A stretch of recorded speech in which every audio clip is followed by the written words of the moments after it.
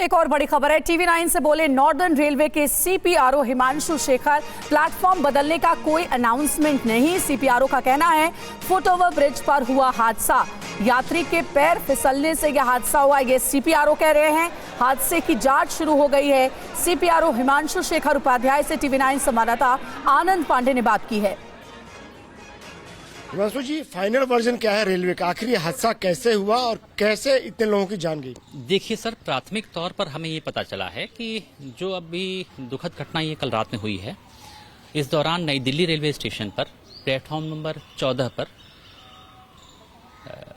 पटना जाने वाली मगध एक्सप्रेस खड़ी थी और प्लेटफॉर्म नंबर 15 पर जम्मू तवी जाने वाली उत्तर संपर्क क्रांति खड़ी थी। इस दौरान दुर्भाग्यवश जो फुटओवर ब्रिज से सीढ़ियां आती हैं प्लेटफॉर्म 14 और 15 के आइलैंड पे, दुर्भाग्यवश किसी पैसेंजर का पैर स्लिप हुआ और उसके चलते जो उसके पीछे लोग आ रहे थे वो लोग इसके चपेट में आए और ये बहुत ही दुखद घटना हुई। हमें इसका बहुत ही दुख और खेद है।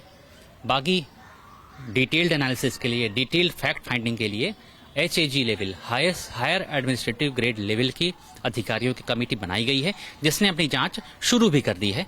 सर, एक यात्री के पैर फिसलने से इतनी बड़ी भगदड़ कैसे हो जाएगी और इतने लोगों की जान कैसे चली जाएगी? देखिए, मैं आपको बताऊं कि यदि सीढ़ी पे यदि किसी का पैर फिसलता है और जो पीछे लोग हैं उनको अगर ट्रेन पकड़ने की जल्दी हो, तेजी से जा रहे हैं, तो ऐसी घटना आ सकती है। ऐसी घटना की संभावना हो सकती है, चांसेस बहुत कम है, लेकिन हो सकता है। लेकिन रेल यात्रियों ने जो अपनी आप बीती बताई उसमें उन्होंने कहा कि प्लेटफॉर्म चेंज किया गया, ट्रेन कैंसिल गई, जिसके चलते जो भीड़ थी वो इतनी इकट्ठी हो गई और जिसके बाद ये हादसा हुआ। देखिए, मैं आपको बड़ी जिम्मेदारी से बताना चाहूंगा, इस घटना के आसपास पहले भी किसी भी शेड्यूल ट्रेन का प्लेटफॉर्म चेंज नहीं किया गया और किसी भी शेड्यूल ट्रेन को कैंसिल नहीं किया गया।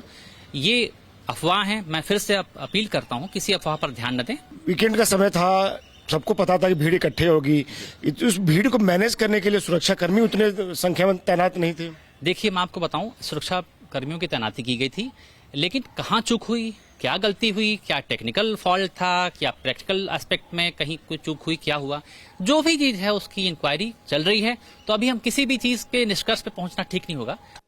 और देखिए, हमारे सहयोगी आनंद भी हमारे साथ जुड़ गए हैं। आनंद, हमने पूरी बातचीत सुनी। सीपीआरओ कह रहे हैं कि एक यात्री का पैर फिसला और उसके बाद भगदड़ मच गई, लेकिन जो मौजूद थे वहां पर कूली, चश्मदीद, उनका तो कुछ और ही कहना है। कोई पुलिस प्रशासन का, कोई आरपीएफ का नुमाइंदा वहां मौजूद ही नहीं था जो कि क्राउड मैनेज कर सकता और इस हादसे को रोका जा सकता। बिल्कुल यही ताज्जुब की बात है कि जहां एक तरफ दिल्ली पुलिस कुछ और क्लेम कर रही है, जो पीड़ित हैं वो अपनी आप बीती बता रहे हैं उसमें कुछ और कह रहे हैं, और रेलवे जो है उस बात को मानने को तैयार ही नहीं है कि प्लेटफॉर्म चेंज का कोई अनाउंसमेंट हुआ था या फिर कोई ट्रेन कैंसिल हुई थी। और यही तमाम जो सवाल हैं, इनकी जांच जो है हाई लेवल की जो उच्च अधिकारियों की जो कमेटी बनाई गई वो जांच करेगी। लेकिन इतना जरूर है कि एक व्यक्ति के पैर फिसलने से इतना बड़ा हादसा नहीं हो सकता। आखिर इतनी बड़ी संख्या में एक ही प्लेटफॉर्म पर अगर यात्री इकट्ठे हुए हैं तो कहीं ना कहीं ये रेलवे की चूक है और तमाम बातें जो है वो जांच का विषय है। लेकिन इतना जरूर है कि जो अलग अलग वर्जन आ रहे हैं अभी, उससे ये शक करके लग रहा है, ऐसे लग रहा है कि रेलवे ने अपनी तैयारी मुकम्मल नहीं की थी। ना तो प्लेटफॉर्म पे सही संख्या में जो आरपीएफ के जवान तैनात किए जाते, जो भीड़ को मैनेज करते हैं, न तो वो सही मात्रा में तैनात थे, और साथ ही साथ जो प्लेटफॉर्म की बात की जा रही है कि प्लेटफॉर्म चेंज किया गया, ट्रेन कैंसिल की गई, इसके चलते भीड़ बढ़ी, इसको लेकर तमाम जो आप बीती लोगों ने बताई है उस बात में दम है। हालांकि रेलवे फिलहाल अपनी जो या यूं कहे कि जिम्मेदारी से बचता हुआ नजर आ रहा है। आनंद, मुझे ये बताइए कि क्या रेलवे कहीं अपनी खामियों पर, लापरवाहियों पर, बद इंतजामियों पर पर्दा डालने की कोशिश तो नहीं कर रहा है? मतलब रेलवे के अधिकारी ये मानने के लिए तैयार ही नहीं है कि हद से ज्यादा भीड़ थी।